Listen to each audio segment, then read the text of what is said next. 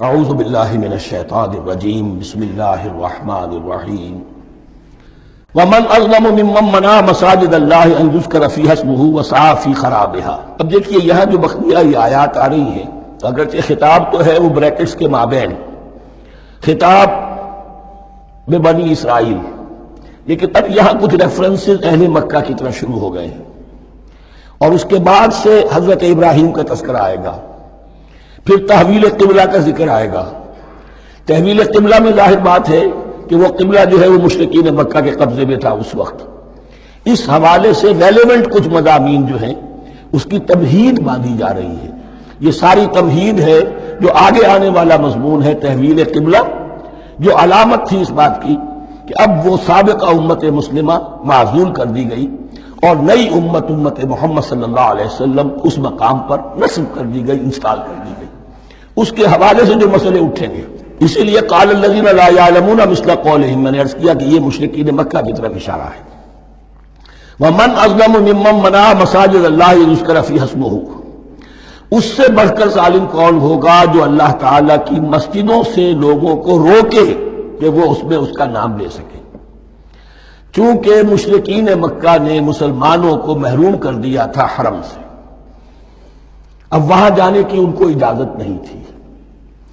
سن 6 میں حضور گئے بھی ہیں، تب بھی یہ کہ صلح حدیبیہ ہو گئی، واپس آنا پڑا، عمرہ کرنے کی اجازت نہیں ملی۔ سن 7 میں پھر ہوا ہے، تو یہ 7 برس بہت شاہ گزرے ہیں محمد الرسول اللہ صلی اللہ علیہ وسلم اور اہل ایمان پر۔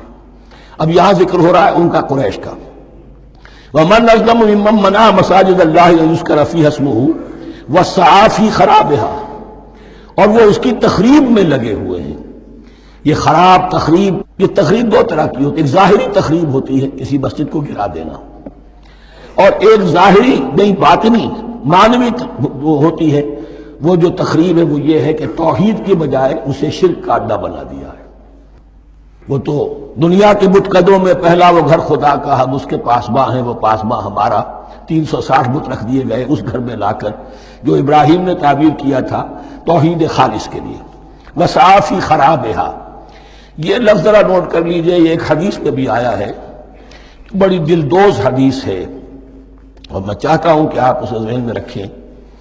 حضور نے فرمایا یوشک ان یاتی علی الناس زمان، اندیشہ ہے کہ لوگوں پر یعنی میری امت پر ایک زمانہ ایسا بھی آ جائے گا، اب گنتے جائیے، لا یبقى من الاسلام الا اسمہ، اسلام میں سے اس کے نام کے سوا کچھ نہیں بچے گا۔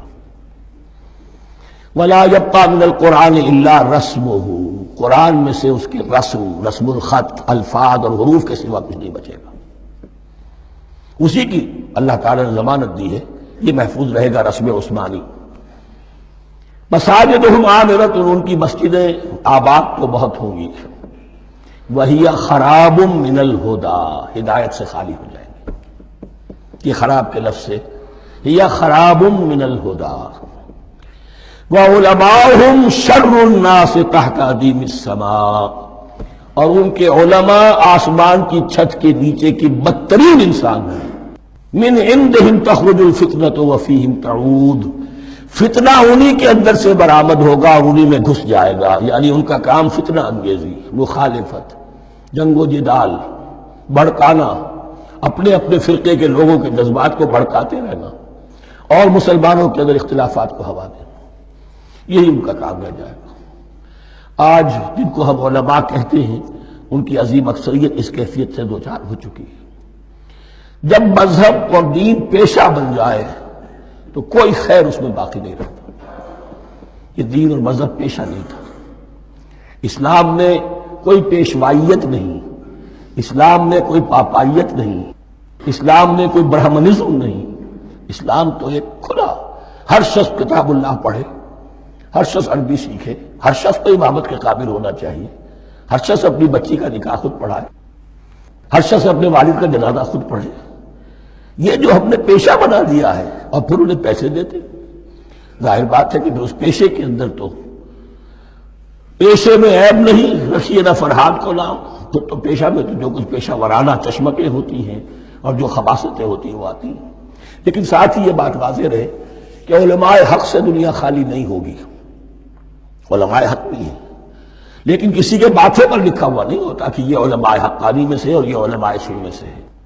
باقی یہ صحیح بات ہے کہ اکثریت ادھر جا چکی ہے، ورنہ امت کا بیڑا غرق نہ ہوتا۔ سیدھی سیدھی بات، یہ بیڑا غرق ہوا ہے تو آخر کوئی سبب ہے۔